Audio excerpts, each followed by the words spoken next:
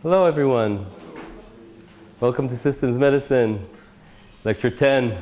Let's take a nice deep sigh of relief. You remember when you were children? You remember your childhood? Every year we grew some, right? So you can say, oh, you grew some. And maybe we kind of measured on the wall how high we are, and every year we could see the growth.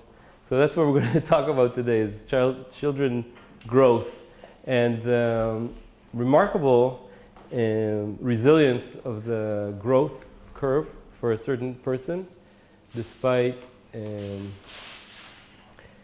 lot of environmental and health issues that can occur, and try to understand how a biological process that unfolds over time can be so robust or canalized.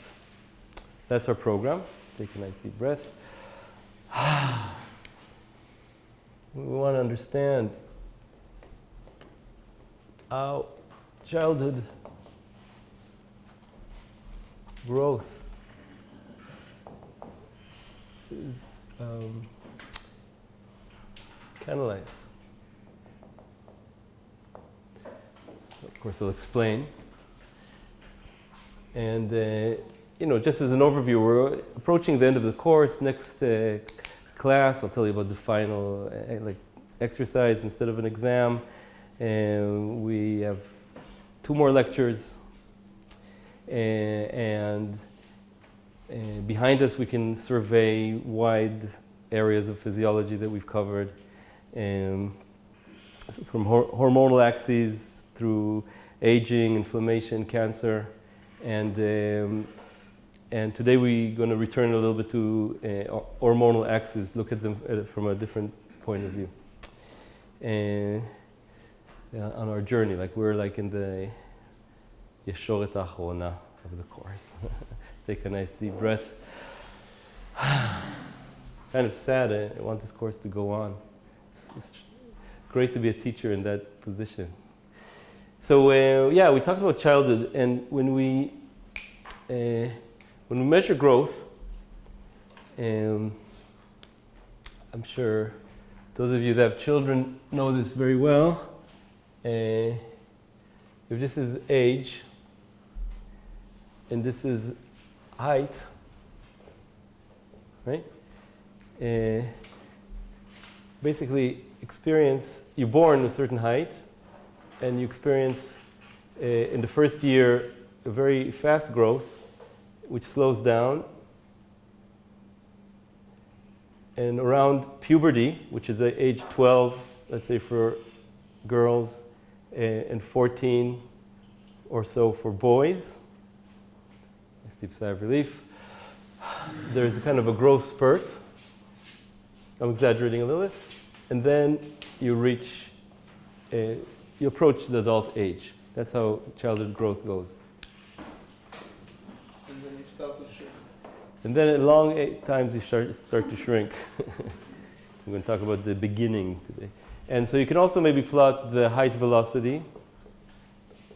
So if this is centimeters per year, let's say. It's the derivative of height with respect to time. This is age. And it starts off high and really drops during the first year. And then it continues to drop, but slowing down like this. And around our puberty, there's this blip, and then it goes to 0. Right? That's the classic growth velocity curve for people. But of course, people differ in height. We have a nice kind of Gaussian distribution of heights, which is quite heritable, actually. 80% of the variation in height can be ascribed to heritable factors. And that's actually spread across at least 700 genes known. Each one contributes a tiny little bit to explain a tiny bit of this variation. And so it's basically a lot of your genes participate in the height, what height you're going to achieve. And people vary, and it's nice to so in each population, also you can say you have a population with certain conditions, nutrition, parasite load, etc. You can have, on average, shorter height or taller height, also genetics. So if we take from a certain reference population, your peers, and plot height, not in centimeter, but in centimeters, but in percentiles. So this, let's say this is the 50th percentile. So half of the people are below and half of the people are above this height in a particular age. And then I can plot the I don't know, 25th percentile and the 5th percentile and the 75th percentile and the 95th percentile. Right? And the interesting thing, one aspect of canalization is that if you start on a percentile, suppose you're on the 25th percentile, you stay there. And if you don't stay there, especially if you go down percentiles, that's a sign for the doctor that something is wrong. So these growth measurements are very important. So generally speaking, you stay on your percentile. So that's one aspect of canalization I want to discuss. Because in a specific age, you're staying in your percentile? Yeah, so like if you're at age 1 on the 21st percentile, at age, this age, you'll also be on the 25th percentile. Right, it seems weird, but because, especially I think on the field, it has like a sense that people's styles are... Good, thanks. So let's talk about puberty. This applies in this region, and puberty, if I draw percentiles in velocity, the percentile in velocity also look like this, and they're really kind of nicely, they look very parallel here. But you can have situations where you have delayed puberty or precocious early puberty. And then at this, of course, things change.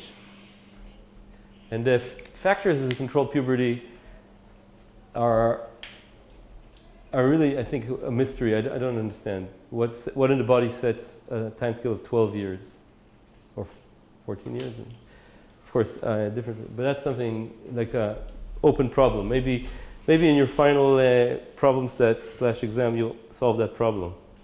It's what sets the time of puberty. It's a nice question, right?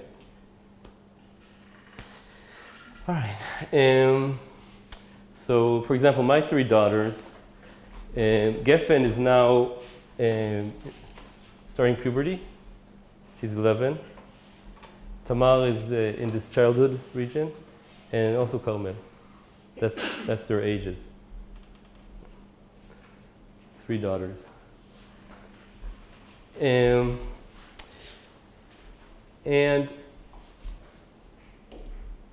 a kind of impressive example of canalization happens when something does go wrong and you deviate from your percentile. So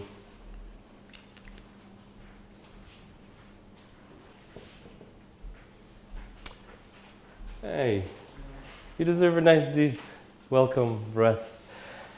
Welcome. So you're growing here, and at a certain age, suddenly growth stops. Why? This could be a very common reason in the world: malnutrition, not enough proteins especially, or maybe you have an undiagnosed disease. So it could be that you have celiac disease, which means you have a immune reaction when you eat gluten. And often the way people, sometimes this is diagnosed because of this growth stop. That's like the main symptom sometimes. Okay, so it could be problems, too low little thyroid hormone, too much cortisol. It could be a parasite or an infection, chronic parasitic infection, all these kind of things. Oh, even, unfortunately, terrible psychological conditions can cause what's called psychosocial dwarfism. Yeah, horrible thing to consider, but that can even stop your growth. We can talk about why. And then let's imagine that the problem is diagnosed. So gluten, so nice deep sigh of relief. Congratulations. It's only celiac disease. You're not growing because that's easy. Switch to gluten-free diet, right? And then and then what happens? So there's several possibilities, right? We can imagine maybe growth. You never stop growing. You never grow again, right? That's called that's a stunted growth. So that of course can happen, especially in very early. If this is in very early childhood, some big problem. Or you can imagine, okay, you continue to grow at the previous rate, or at your age-appropriate rate. Let's say at your age-appropriate rate. Okay, there are several options. Because the rate drops a little bit, you can continue to grow at your age-appropriate rate, or you can continue to grow at your size-appropriate rate, which means when you stopped, which is a little bit faster. So I'm going to try to draw. Okay, this is like stunting. Not stunting. This is growing at your age-appropriate rate, and this is your height-appropriate rate.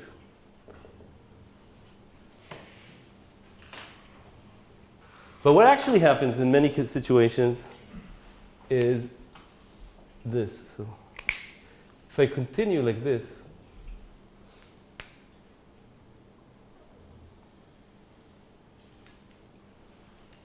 this is called catchup growth, which means that you grow faster for a while and you reach your percentile. Of course, it's a lot of times, if it comes into puberty, I want to tell you what happens in puberty is, as I'll tell you later, the sex hormones that activate puberty shut down the growth plates in the bones and shut down growth. So once you have puberty, it shuts down your ability to grow. I'll explain in a second. So if this catch-up growth goes into your puberty, or makes your puberty, or your condition makes your puberty earlier, you can have partial recovery to your percentile. That's partial catch-up growth. Or some conditions just have partial catch-up growth. Some conditions have full catch-up growth. Did I explain myself? So that's the phenomenon I want to talk about today. How does the body know your height target? And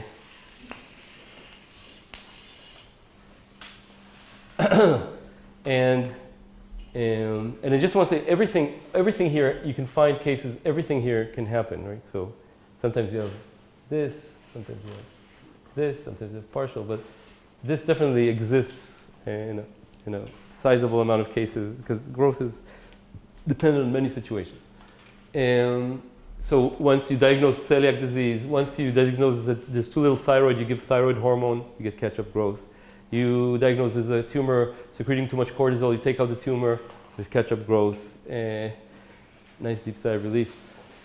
You take those children away from their psychosocial situation to a more caring environment, there's catch-up growth. Then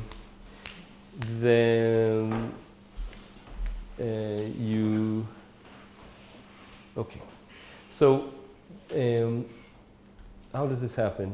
We want to understand. And this is maybe a dramatic situation, but when you think about it in a more mundane situation, as we go in this percentile, actually growth does fluctuate around the percentile. It has seasonal effects.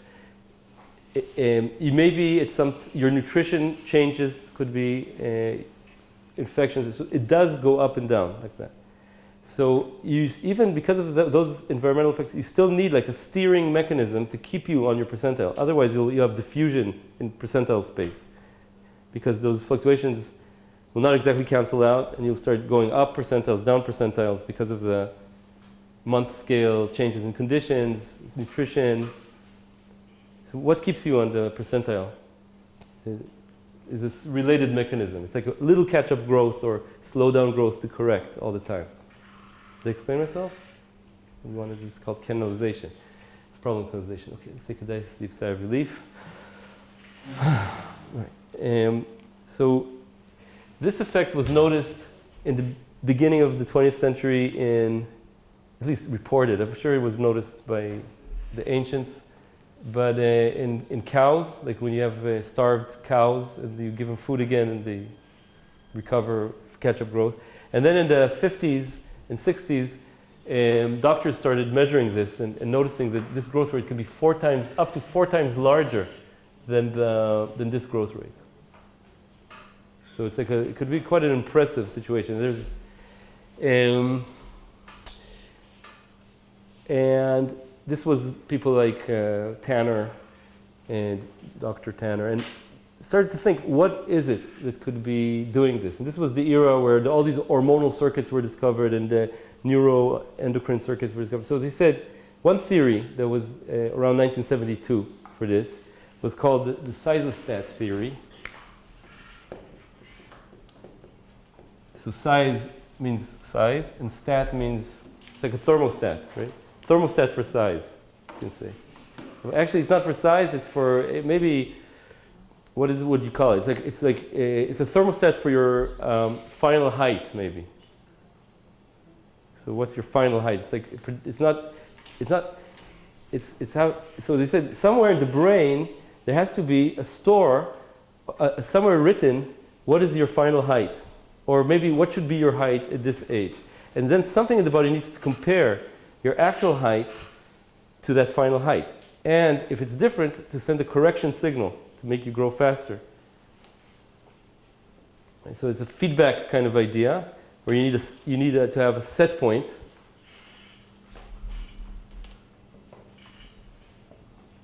Written somewhere. And then you need to have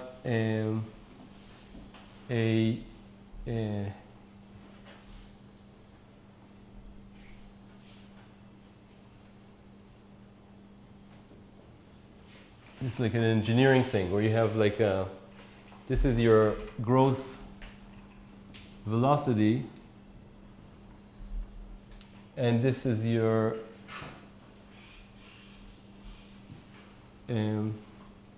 this is somehow expected height.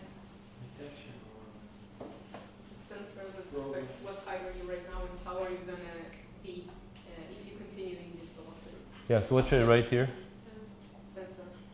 Like the expected output. The expected outcome. It's like measure the velocity and check what will you be. Like the integral, right? Yeah. And correct, something like that. I'm going to erase this because I'm embarrassed. Didn't do my homework, but couldn't think about that. Sizostat. And the problem is that it's not clear where in the brain and the body the sizostat is. So nobody knows. It seems essential, but it's not known where it could be. So this lecture will describe where it could be in the body. Try to understand this. Where target height is written, quote unquote, what corrects the navigation course. So that's Tanner, 1972. And then there was an alternative theory. So there's two schools of thought developing.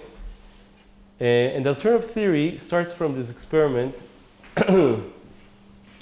where they took a rabbit and they perturbed growth only in one limb. And the way they did it was to make a pump that secretes cortisol into the limb. Cortisol stops the growth plate from growing. I'll tell you about the growth plate in a second. And on the other limb, they put a pump that secretes just the saline solution that the cortisol is in. It's a control. And so this one should grow fine. This one should slow down. And so for 4 weeks, they did that.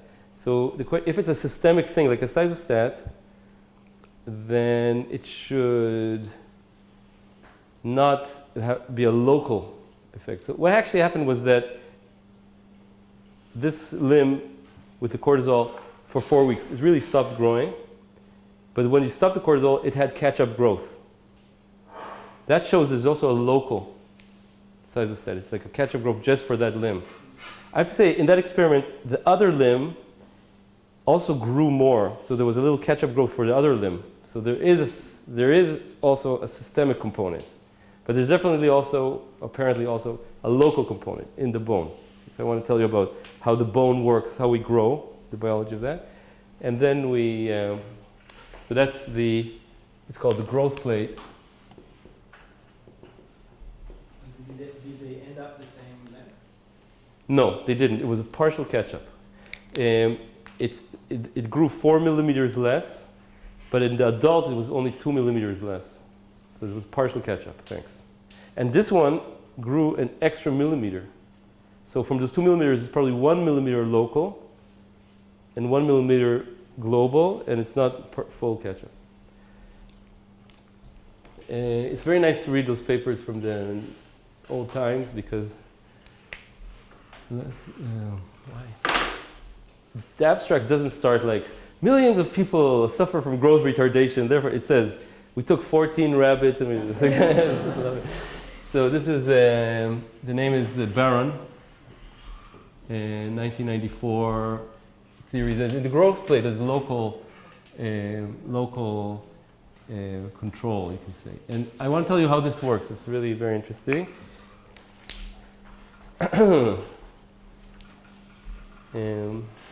So the way growth happens is that in the long bones,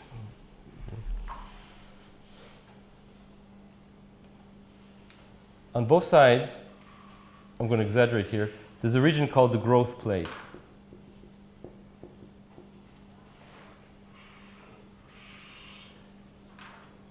And in this region, there is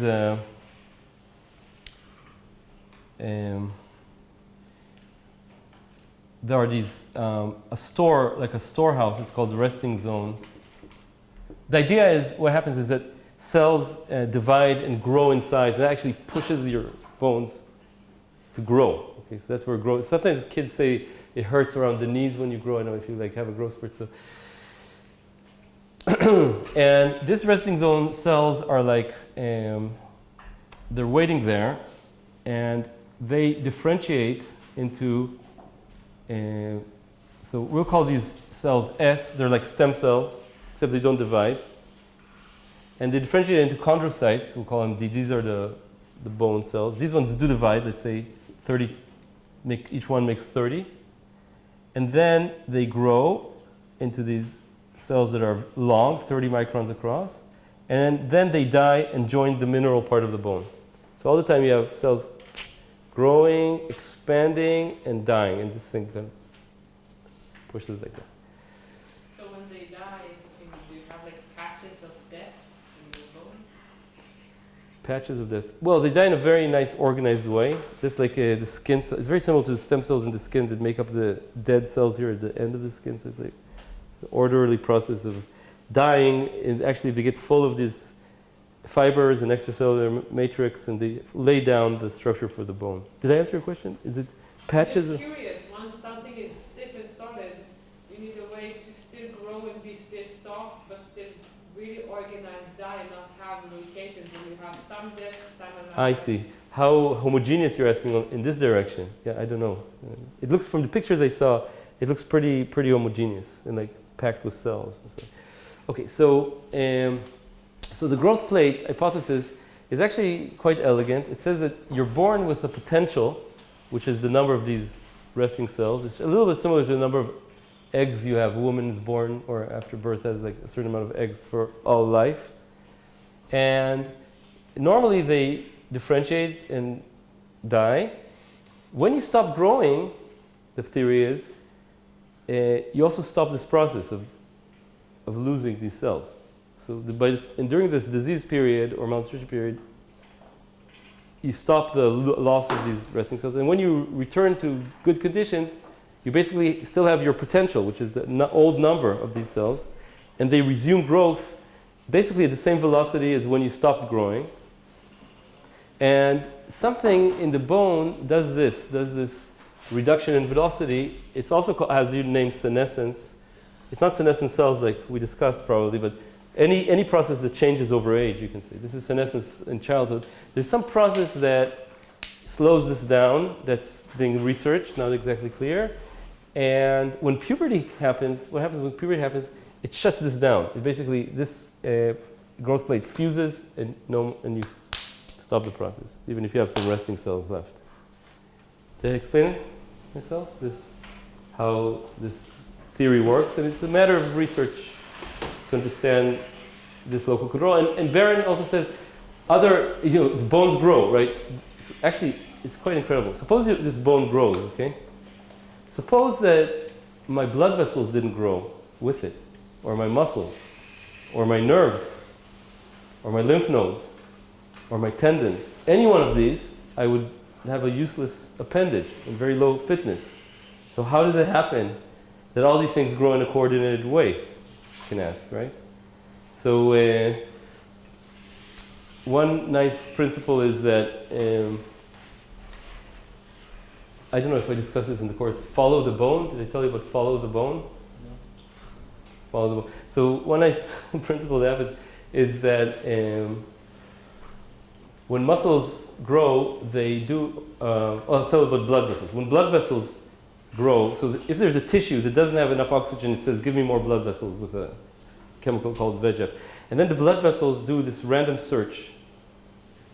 And when they find a place, we go out following this VEGF. And when they find a place that doesn't have enough oxygen, they stabilize. And when they come to a place that has oxygen, they retract.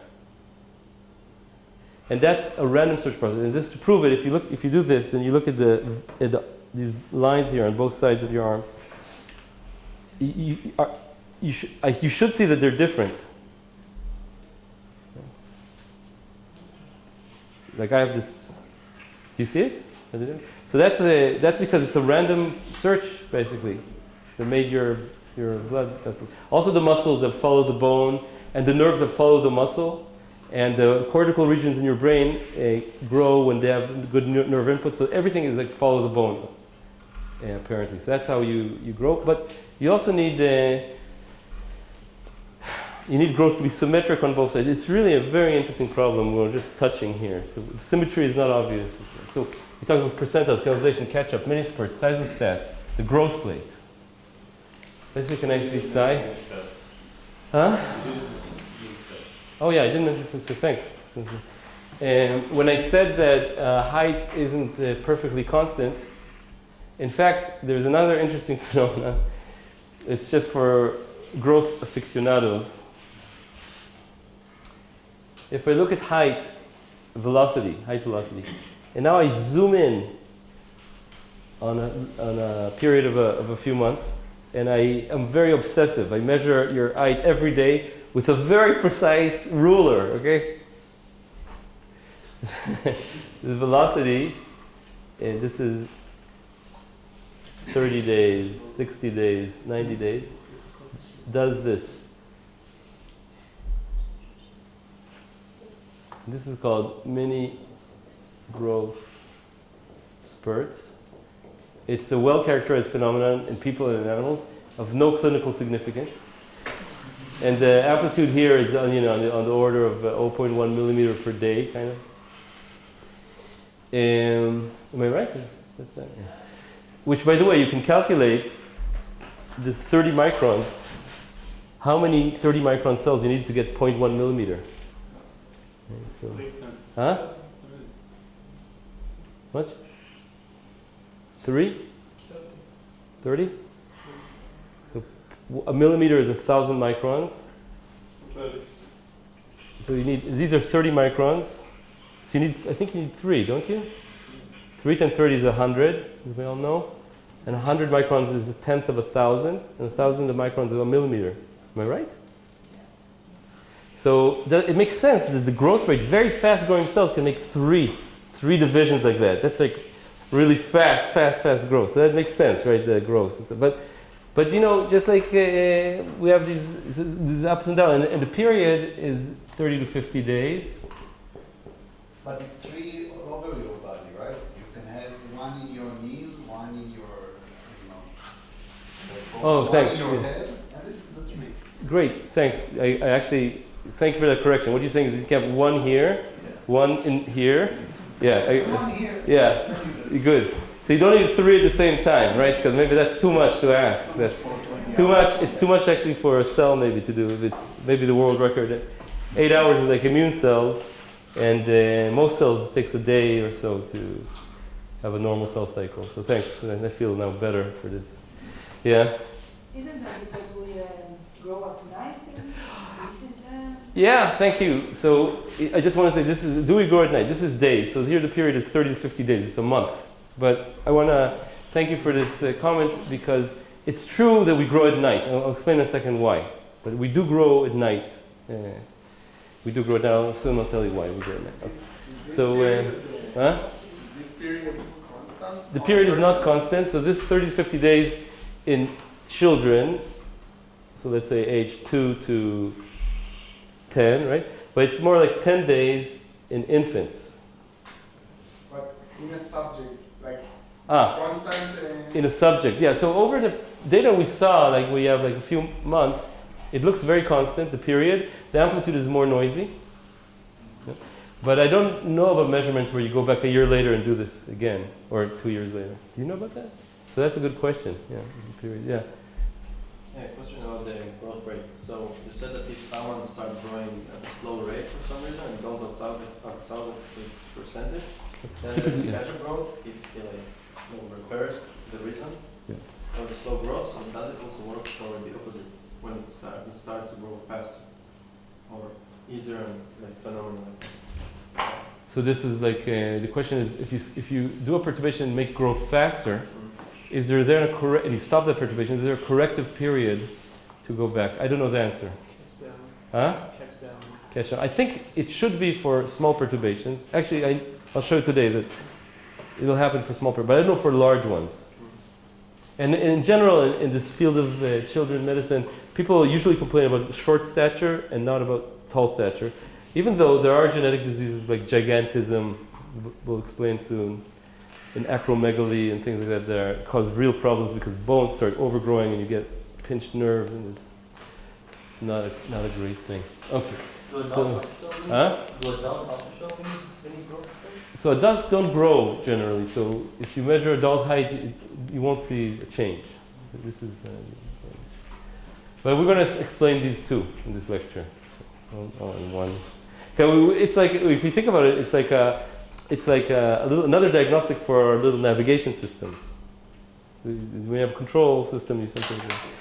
Okay. Another So, question. yeah. So you said after puberty we stop growing, Yeah. but actually we stop growing at something like 20, no? Yeah. So, So when it says stop growing, I mean, you're right, the velocity starts dropping, and then you have like near terminal height, and then there's maybe a little bit more. And sometimes you'll read true stories of people who certainly had a catch-up growth at age, so they weren't diagnosed till age 22 and given thyroid hormones and have catch-up growth. And those cases are probably delayed puberty. So whatever condition they had also delayed puberty, and then. so you can relate the fact that men are taller than women, that the difference in the age that they reach puberty? Ah, good point. So women reach puberty at a younger age, so maybe that's one reason they're shorter. And another reason is their velocity overall is lower, and that's because of hormonal reasons that I want to describe next. And yeah, that's apparently a genetic set point that's called sexual dimorphism that's found in mammals in general, and it has interesting correlations with life history that I'll tell you about later. All right, so I want to now talk about the cytostat, and to describe that, we need to understand the important hormonal control of growth that is very well characterized. It's called the growth hormone pathway, and it's similar to what we did before when you had these three glands, HPA. We had the adrenal before, now it's the HPL, the liver. We're going to have three glands and three hormones. Three sons and 7 daughters and the 3 princes and 7. So three. Okay. So in this system, the brain interface with the body called the hypothalamus. H secretes hormone X1 called growth hormone releasing hormone into the pituitary, sitting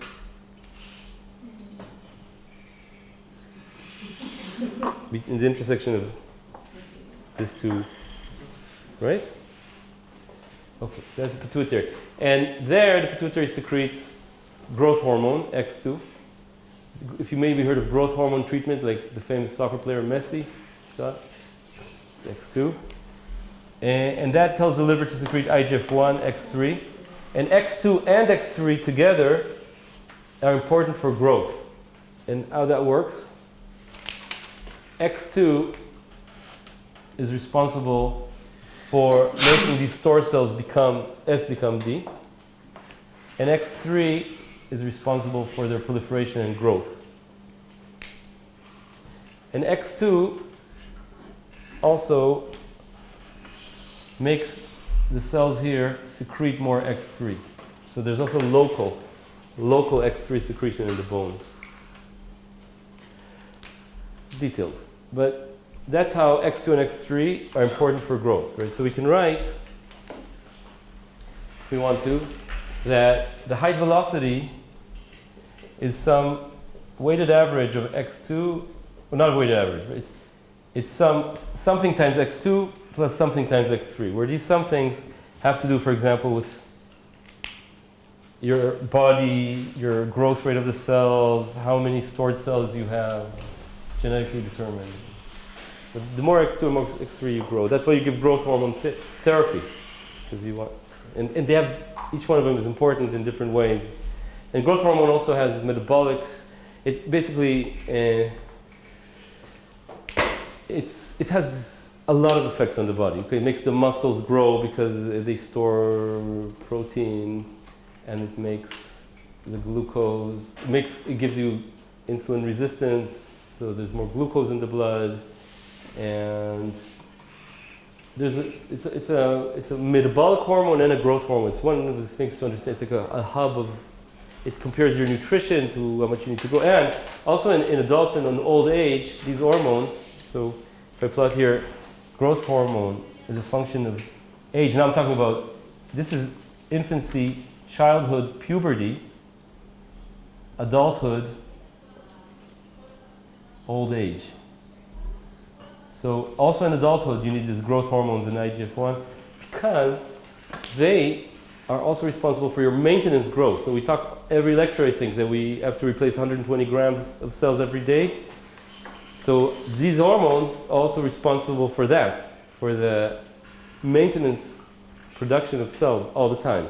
And when you're old, very old, and those hormones go down, it's considered one of the problems in aging that you now can't replace. So things like muscle wasting, your muscle mass goes down when you're old, and weakness, etc., is thought to be due to this drop in hormones at old age that we'd like to understand somehow.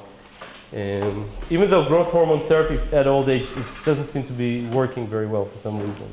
But it does work for in young ages, especially if you have growth hormone deficiency. Okay, so this is our HPL pathway.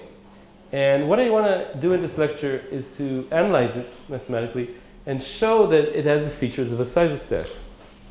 So we're going to analyze it and show how, oh, I forgot to say something very important. I'm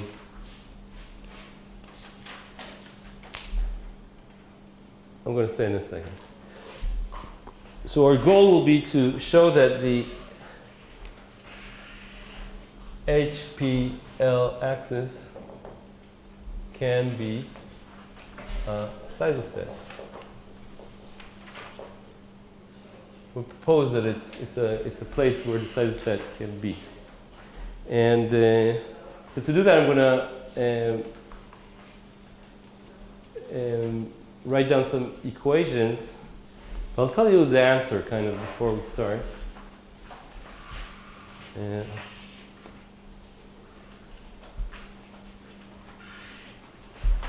So this will be our, my dilemma is where to, oh, we have this welcome assistance browser. Our little ritual of destroying the title. Goodbye to childhood. It's very funny as a parent to see the childhood, like how amazing childhood could be, and then you understand it's so brief. Even though as a child it seemed like endless. They had this long, long summers. But they're growing and like that. All right. That's my little note as a parent. Geffen has a bat mitzvah this week. On Saturday, yeah. He's going to read the weekly portion. It's going to be cool. So, you know, maybe that's why I chose the subject. What do you think? It never occurred to me.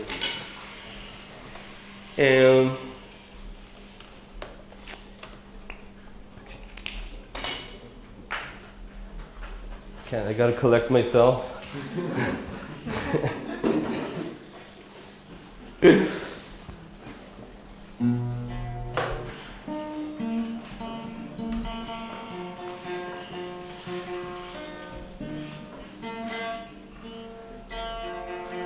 guitar is growing. Grows out of tune.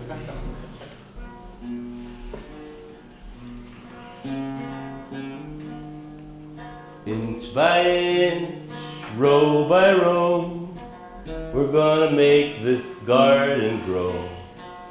All you need is a rake and a hoe, and the rain comes tumbling down. Inch by inch, row by row, somebody bless these seeds I sow.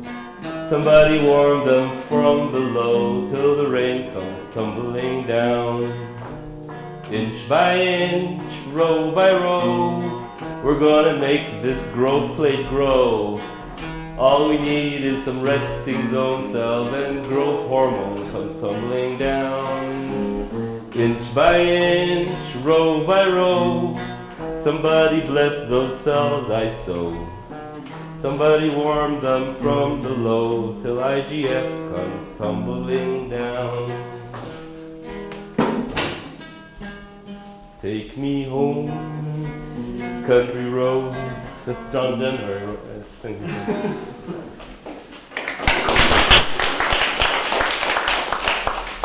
Now that we're collected, we are going to. So what we're going to attempt to do is the following. We're going to look at the height, and then we perturb. And then we want to see this catch-up growth. And when you look at velocity, we're going to have a drop in velocity, then we're going to have an increase in velocity. And catch-up growth happens, let's say, if growth is dependent only on x2 and x3, that is, there's no problem in the bone, no problem in these W1, W2, which is maybe an exceptional case. Usually the problem with W1, W2, other things. But if it's just x2 and x3, it's just a growth hormone problem, then you want this area minus, to be equal to this area plus. Because then you correct. Because the height is the integral, is the area under the curve. So we want to prove that you have a circuit where velocity, these hormones, so these hormones like X3, let's say, growth hormone, IGF-1, we want to prove that it has this property, that this area is equal to this area. Did I explain myself? That's our silostat. Can you explain again? Yeah, so height is the integral over velocity over time. So if height is low here and returns exactly back to its original position, that means this integral, this perturbation has to have area 0. Because if it has area bigger than 0, you return to a higher height, integral over time. If it has area less than 0, you return to a lower height. That's partial catch-up. Did I explain myself? Thanks for asking. All right, so we want to prove things like, if this is x3 steady state, and this deviation, we call it delta x3, then we want the integral of delta x3 dt to be equal to 0. From when? From an early time to a very late time, when far before and far after I did our perturbation. That's a mathematical way to say the areas are the same. And So let's try to see if we can prove that. So in order to do that, we need to write down the equations for this HPL pathway. So we have secretion of the first enzyme B1, and it's removed at a rate A1. And remember that X3 has this negative feedback loop, so that's the way we describe it. We talked about that in the previous lecture. Right, so that's this first enzyme. Then the second enzyme, B2 times the pituitary. This is the rate per pituitary cell that produces X2 times the pituitary times X1 divided by X3 because of the negative feedback. This is the lifetime. These hormones, by the way, have lifetimes, very short half-lives. This could have minutes and hours half-life. And then we have our X3, which is secreted by the liver under control of X2 and is removed. And there's no divided by X3 here because the X3 doesn't have negative feedback on itself. So these are our equations. And what happens during this diseases and starvation and in psychological dwarfism, what happens to this axis? So it turns out that under stress conditions, the body basically chooses to divert the resources away from certain things and towards other things. So it diverts resources from growth and reproduction towards the emergency situation, the immune system, or whatever it needs to do. And the way it does it is by shutting down these glands. So stress, a lot of times, shuts down the pituitary, shuts down the liver, or something like that. Pituitary is a big site like that. So that's a way for the body to divert resources. It could be, for example, if you have low thyroid hormone, the body shuts down the pituitary secretion of X2. Or if you have psychological stress, you might shut down this pathway. If you have inflammation, you shut down this pathway, etc. These kind of situations. So what happens is that this parameter, let's say, for example, B2, goes down during this period, right? Goes down. Now, if you look at these equations,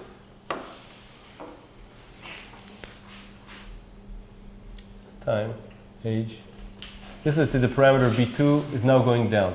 This is our model for the disease or the starvation or whatever it is. Okay? This disease is also going to affect W1 and W2 here and W3 in general, but we're going to assume that we are in a situation where these effects are, the effects are only through the growth hormones. This kind of. So if you do that,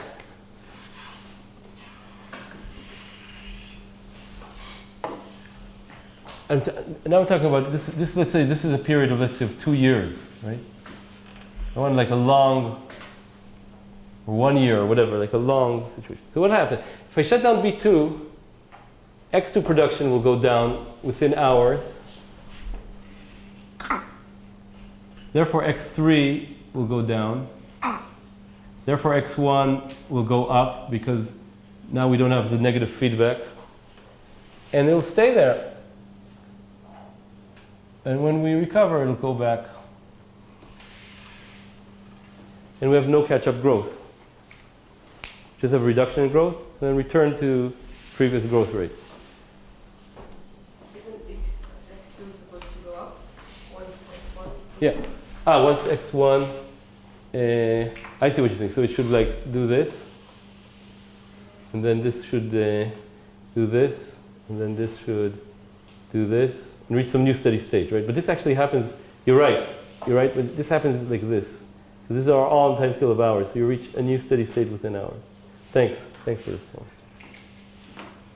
You're right. But it all plays out within hours. Because Why so does X1 go up? X1 goes up because of this negative feedback loop. So if you have less X3, you have more X1. See this loop here? Yeah, but in the equation, isn't it the other way around? So if X3 goes down, X1 steady state is B1 divided by X3 steady state A1. So it goes up. The fact that B1 goes down. Oh yeah, no, here I just want B2 to go down. Oh. So we need to add something else, and the something else is the thing that we described last time that is known to happen here, but hasn't been thought of in systems level thinking, and that is the fact that these cells proliferate and these cells proliferate, and the signal for proliferation is the upstream hormone. So it's the same story as in the HPA axis. X1 not only makes P secrete X2, it increases the cells that secrete X2, their number. And same thing with X2, it increases, it's a growth factor for the hepatocytes that secrete liver X3. So we need two more, and that's a secret. With that, you get month scale variables that keep track of the hormones and give you this memory, which basically corrects, you can correct or store information that your hormones were too low, too high. Okay. So we need two more equations.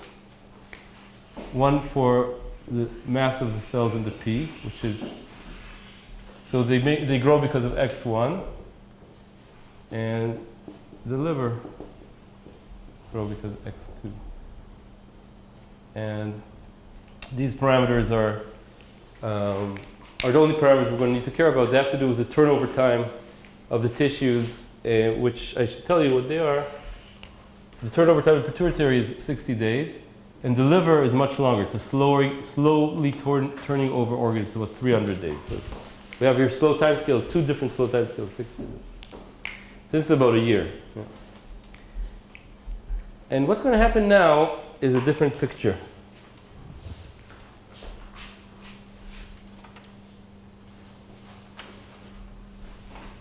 We're adding the glands now. So we have B2 go down, so X2 goes down, X2 goes down, X3 goes down, X1 goes up. Great. If now I'm going to add the pituitary and the liver. So this is their steady state. If X1 goes up, P starts going up over time scale of months. Right? And now when I return, okay, I should tell you something very important. The structure of these equations says that the only way steady state solution, that is to say when these things equal 0, is when X1 steady state is AP and X2 steady state is AL.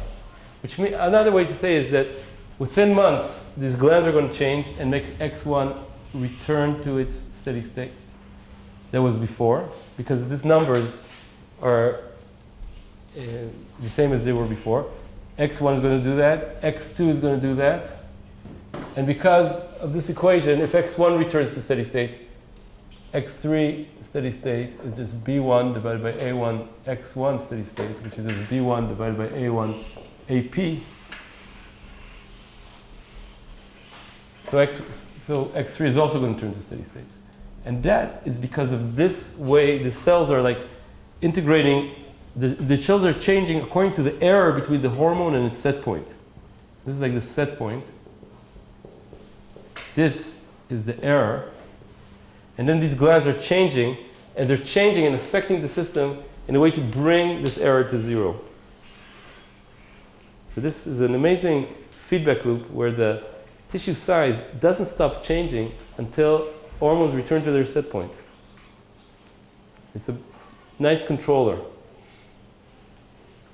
So I can also with the HPA.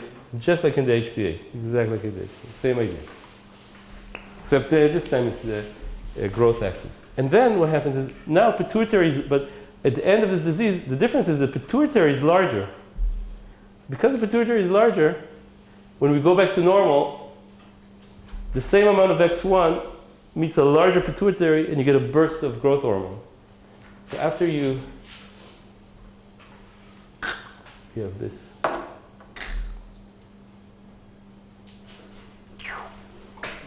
Because these glands are larger, actually liver shrinks a little bit, I think, in this situation. But the pituitary makes up for it. So it's all all you need to know is these steady states, and the glands change to take care of it. And what you get is this minuses and these pluses. These pluses, you can see, compensate. So the loss of growth you had, now you get it back. Did I explain myself? Okay.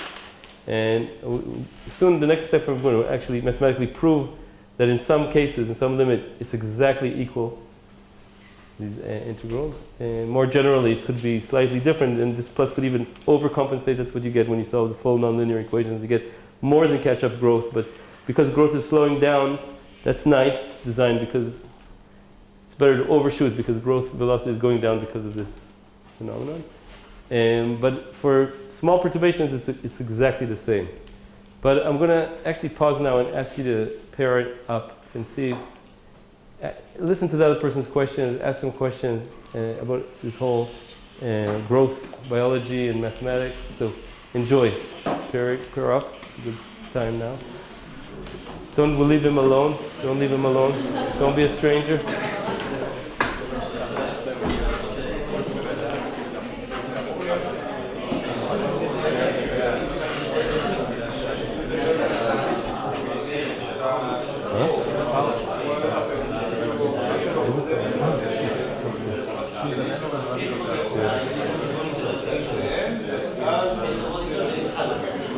האמת שהחישוב שאני אעשה בכלל לא משנה.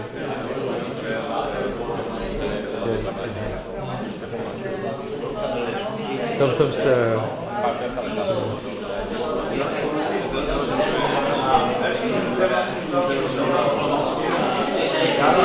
ההתאמה של זה, אז כאילו, אתה יוצא איזושהי פרטובציה, אז מה שאמור לקרות זה כאילו, יש לך ירידה, התייצבות, ואז פיצול.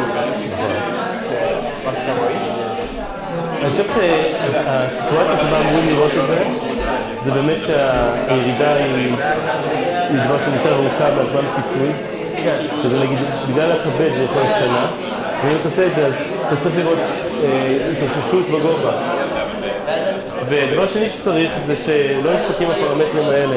זאת אומרת שזה רק ההורמונים, אז אם יש איזו בעיה רצינית, נגיד חוסר תזונה, ויש עוד סיבה, אז אתה...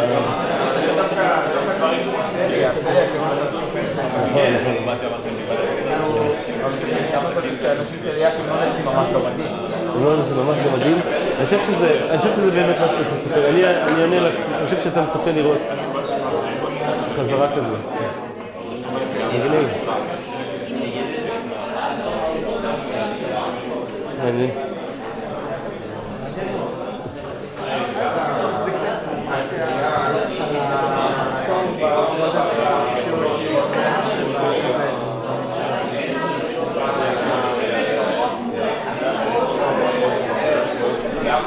הוא לא יודע על העצמות בינתיים.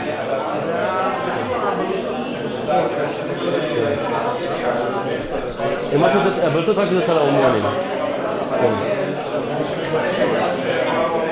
כן. על זה שיש שגיאה בהורמונים. אבל חייב להיות עוד דבר שאיכשהו יודע שמשהו לא בסדר עם הרקמות, צריך להיות עוד פידבק פה. שאני לא יודע פה.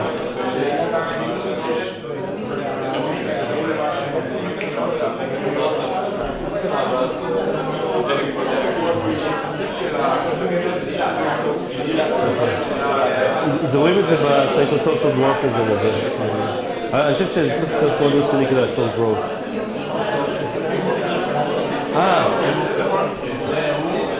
נכון, זה מה שקורה, אנחנו נדבר על זה בהרצאה הבאה על אדיקשן, זה מה שקורה, תשתה אלכוהול, זה כמו סטרס כזה, זה מנפח לך את האדרנל, ואז שאתה מפסיק, יש לך את ה-withdrawal, בגלל שאתה פה. זה בדיוק מה שקורה. זה בדיוק אחרי שהסטרס נגמר, יש לך את ה-withdrawal symptoms. זה מעניין, זה בדיוק. אנחנו חושבים שזה אדיקשן. זה withdrawal. לא מגדילה, כי הדעות לא גדל. הבוגר לא גדל.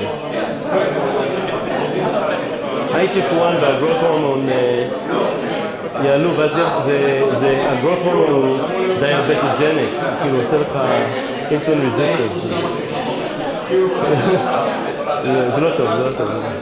Okay. Okay, so I heard some fascinating questions and comments. But before I tell you what I heard, I want to tell. Can you tell me? Can you share with me some interesting questions that you heard or you have? This is the time, yeah. So this B1 the X1 equations. Yeah. When we talked about the HP axis, it was some U1, some external inputs from the environment. So what's going on here? Yeah. So because I want to talk about the cytostat, I didn't tell you about the fact that there's a U here, like, or B1, you can say times U, whatever. And so, in fact, this axis is activated under, it's a little bit like a stress axis, under hypoglycemia. So if you have too little glucose, and then because growth hormone, as I said, is it acts a little bit like, it gives you insulin resistance, and that increases the glucose in your blood. But if you have, the way growth hormone works is it works together with insulin, so that if you really don't have food, then growth hormone is a starvation enzyme. But if you do have food, it's a growth enzyme. And that's because it's a multi-hormone thing. So if you have insulin and growth hormone, insulin means you just ate a big meal and you have like, then it acts pro-growth. But if you don't have insulin, then it acts like a starvation signal. And so if you have diseases with too much growth hormone, you can actually get diabetes. It's called the diabetogenic enzyme. So there's inputs, and there's additional inputs that escape my mind right now, but it's like a stress kind of hormone in certain situations. So that complicates the story. Okay, another questions? Yeah. If I got it correctly, this P correction, like the rise in P, offsets the lowering of P2 after a while. Good. So does it mean that the body loses its ability to control this? Like you said that when you have celiac, the growth is Good point. Yeah. So So what should happen if these equations were only thing controlling height?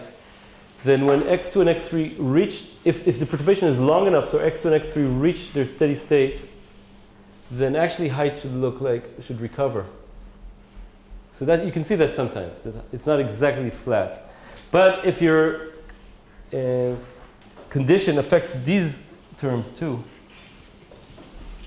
because of additional problems, then your growth can stop, even if x2 and x3 are recovering.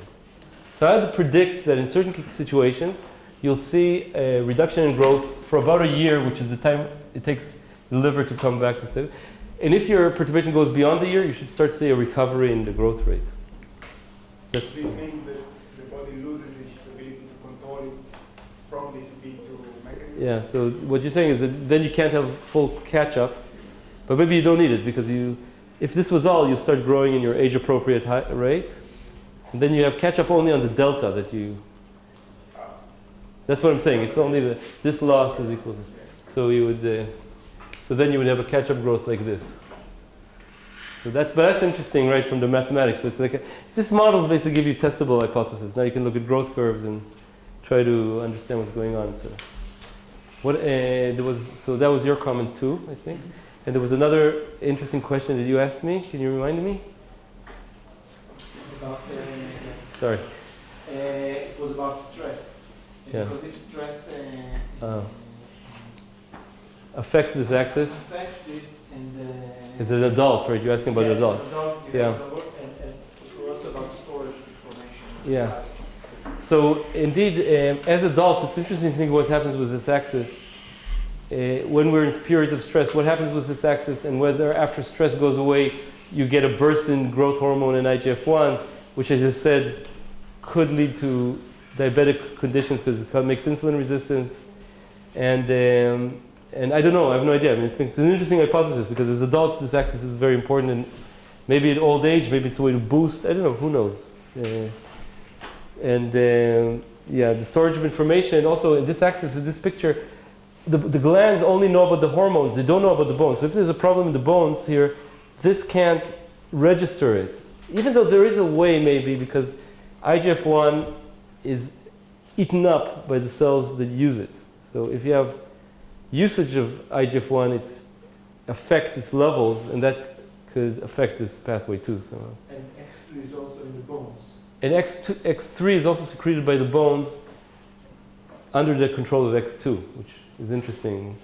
I don't know why that is, but it's this is for you guys in the final exercising. I'm going to ask you to invent some questions for the course and answer them, to solve them. That will be your final exercise. So all these things could be interesting. Find out. Yeah. How can you actually explain dynamics? Oh, by the way, you'll do it in pairs. So you're not going to be alone, okay, when you do your final exercise, unless you want to. Yeah. What? So what can actually explain dynamics? That over time you have a decrease in velocity of growth, or increase, or even stop. You mean this thing? Yes. So what can explain this thing? This is beyond what I just told you. There's some thing. So one theory is that it's in the growth plate, and there's a process in the growth plate that tracks time, but it's not clear what it is. Another possibility is it's in the brain. No, I don't know. And I want to tell you, this is a big unknown. What makes this trajectory, and what sets this time of puberty? I'd love to know. I think it's a very nice question, because it's a memory. It's not a decades like aging, and it's not months like the seisostat. It's 12 years, or like 1 year, then 3. So what is doing that? Is it methylation? Is it some differential equation? What is it? I don't know. Maybe somebody knows, but I couldn't find a good model for that. There are old theories about the whole body secreting an inhibitor, and when the body grows, the inhibitor grows, and it's a kind of you can have a differential equation, but it's not clear how that works. That's like an old model that I am aware of, but I mean it's a question I'd love to get to, maybe in the next course. Maybe one of you will solve it in the final. This little, I know we have this taklit shavu, broken record. We used to say when somebody just says the same thing over and over, like in the final exercise. Maybe you can. That's something. Okay, so how can you show that these two integrals are equal?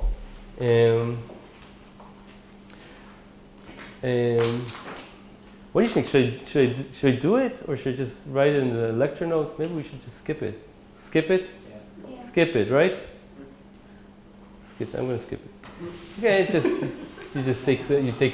it only depends on these two equations. That's nice. You don't need to worry about any of these details. You take an integral over both sides, and because this side is 0 because it starts from very early to very late, you can show that the integral of delta x1 is 0, and then from here you can show the integral of delta x2, x3 is 0 for small perturbations, and you get it. Okay, do you believe me? If you want to read it, you read it in the lecture notes. Yes, it's a nice piece of math, but we're going to skip it. And this is one person here who wants me to do it. And we're going to talk about mini growth spurts, what happens with mini growth spurts. So when you take a model like this, and now instead of something like this, you say B2 is constant. But actually, because of some fluctuations in nutrition, who knows, it has noise.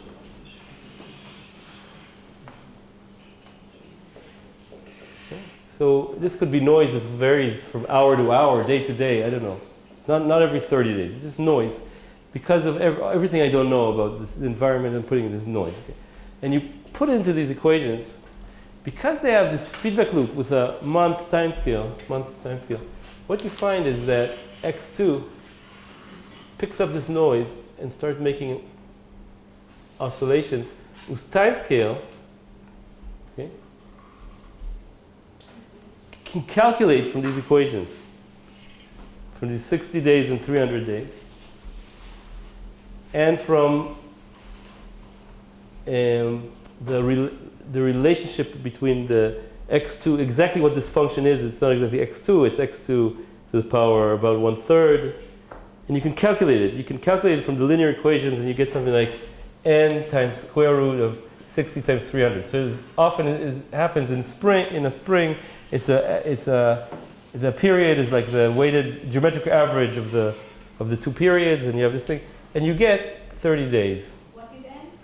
And so I wrote here X2, but actually the secretion is a function of X2, and this function is not linear, it's saturating. So you can describe it like X2 to the power N, approximately, because the slow period, and about 1/3 described. It's like a saturating function, because what happens is that in this system, growth hormone starts to saturate its receptor, and you get like a subsaturating. So you need to add that in order to get everything I'm telling you about. I just forgot to add that. And so you get this 30-day periodicity because of the feature of this gland size feedback loop. So that's the growth spurts.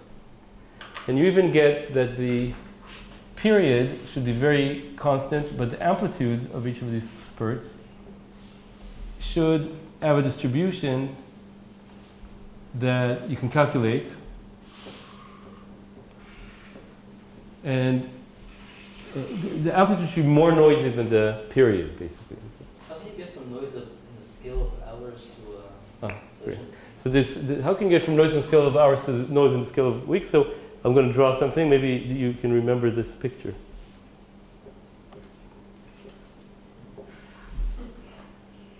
I'm just like going back memory lane for us. Okay, so here on the back of the truck is a spring inside the honey. And the spring has a time scale of months. The truck is going on a railroad. Slowly the string starts picking up its natural frequency.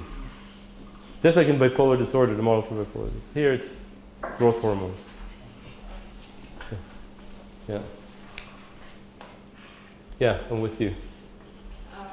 Why is B2 the parameter that you're interested in its changes? Why not B1, for example, or B3? Oh yeah, you can could be B2. For this case, it could be B1, B3, A1. It doesn't matter where the noise is going from. Anything, any noise you inject into the circuit will give you oscillations. You need to contain like many frequencies as noise. Yeah, it doesn't matter if it's white noise, as long as you have in this perturbation, this 30-day frequency somewhere is going to pick it up. Just like you have, this famous thing with a bridge that suddenly the wind is blowing the right frequency, it starts going like this and breaks down because it picks up the natural frequency. So the natural frequency of this spring-like system is this, which is 30 days. You can calculate from the linear equations. Okay, so we can say that we have a picture. So we talked about growth hormone, releasing growth, IGF-1, pituitary, liver, the two lobes that need to have equal area. The linear analysis we didn't do, but it'll be in the lecture notes. The exact adaptation property will also be in the lecture notes. The mini spurts we did do, and this is transplants. What is the lobes? The lobes this is the lobe, and this is the lobe, and the area of lobes is equal. So now we can come to a medical situation where we talked about the liver. Suppose somebody has liver disease. A liver disease, also actually among many things, liver stops making IGF-1 and there's growth retardation, but liver disease is bad because liver does so many things. So sometimes you need to get a liver transplant. How does it work? So you take out the sick liver and you put in a liver from a donor. And the way it works is that you take the liver from the donor and you cut a piece of it and you put that piece into the healthy person. And the reason it works is that, so this is the donor and this is the recipient, is that soon enough the donor regrows, the liver regenerates. And soon enough the recipient also regrows. It's actually amazing how you regrow a liver like with all its morphological characteristics. How much time does it take to the small piece? How much time does it take for the donor and the recipient to grow back their liver? So that's exactly the next graph I wanted to draw.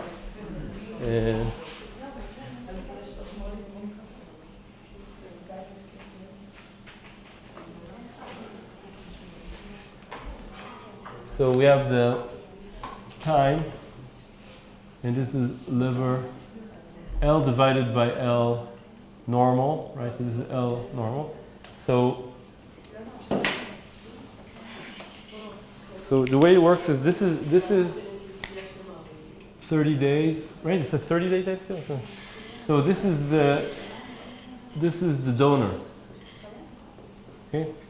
So is this more or less like that, or is it? Yeah, you just you can say that it gets to final size at about a year. Okay. Right. It should be like 300 days, right? It's faster than the first 30 days. It goes up and then like this, yeah? So this is the donor. What happens to his height? So we're talking about adults here. But for the child, for sure, it's a growth retardation, then growth. I know about that. I read about that. You have growth catch-up after kidney transplant for kids, liver transplant for kids. That's a classic case of catch-up growth. Okay, what about the donor? So you might think donor was sick, so their liver going to grow slower, the new liver, right? It's also a transplanted liver from somebody else. Huh? The recipient. Exactly. But in fact, so this has been comparing, here I drew, this is the growth of this part, this is comparing a person that had, a donor that this part left to a recipient that got this part. So it's the growth of the same part of the liver. It's not a paired liver. And so it looks like this. So there's overshoot. Actually, the donor, it does better. Because there's no recipient. Of course, the donor has the pleasure of knowing that they saved someone's life. But even with that pleasure, the recipient whose life was saved does better. Okay, so maybe it's because their life was saved, and so, but it's a kind of catch-up growth, you can say, or maybe And so the explanation we can now offer based on this picture is that our donor, our recipient, previously ill. It's very confusing, especially when you're talking about people here, right? So, previously ill. So when they're ill, as I said, the liver doesn't make IGF-1 so well, right? So because of this negative feedback is lifted, the more X1 and pituitary is growing, and there's also more X2. In fact, in these patients, when the liver is not working, you see high growth hormone because the IGF-1 but made by the liver can't shut it down. So you see high growth. It's like a side effect, I could say, or a diagnostic. And now, when this recipient, previously ill, now gets a new liver, it's full of growth hormone. She's full of growth hormone, and the liver makes, this little piece of liver makes a lot more IGF-1 than the donor's little piece of liver, because the donor has a normal pituitary. Do you explain myself? So this, again, is a memory or storage that something's wrong. And now when you give the right conditions, that storage comes into play and gives you an overshoot. So it's not only an overshoot in the growth of the liver, it's an overshoot all over? You get an overshoot, I think, in IGF-1. Oh, by the way, I should introduce Alon Bar here, and people actually did this. So Alon Bar, can you raise your hands? Alon Bar. And also Avichai Tendler. We're going to say goodbye to Avichai, finishing his PhD in a couple of weeks. 3 weeks. So it's a beautiful way to finish. Anyway, we talked about 3 different aspects of this growth axis control. One is, they say, resilience to small perturbations and maybe even big perturbations in the growth height percentage, canalization. This fun phenomenon of mini growth spurts as a reflection of a feedback loop in the body that oscillates, can oscillate, pick up a frequency and oscillate, and how this affects transplant situation where you also have a kind of memory of your previous health status. So when you look at a person, you can take into account that their body records the history, at least what happened to their endocrine pathway, not only in the brain, but also in the body.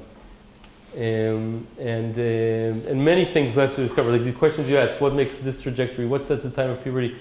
So many mysteries remain for us to understand. Okay, it's very important to this be on tape. Okay, so why do we grow at night? We grow at night because this brain secretes these hormones at night, right? So if you look at growth hormone over the day, it's a very circadian. It actually happens in these pulses, and which are arranged by X1, and also there's an anti-X1 called somatostatin to start and stop him. And the pulses are more frequent at night, especially right after you go to sleep, more pulses of growth hormone. So that's why they say when kids are growing, it's good to sleep, because you have more area under the curve growth hormone at night. And you can also think, why at night? So we remember cortisol was a day, growth hormone at night. So it's again a kind of division of labor between stress, emergency situation, wakefulness, following stimulation, acting on the world, and maintenance, growth, reproduction, building up the reproductive, all like day life and night life. The body is, even during a day, doing division of labor, and also, as we said, during illness, saying, okay, we've got to conserve our resources away from growth, away from reproduction, towards maintenance, emergency, finance. And so all the time, rebalancing. Let's take a nice deep breath. I wish you a good night's sleep.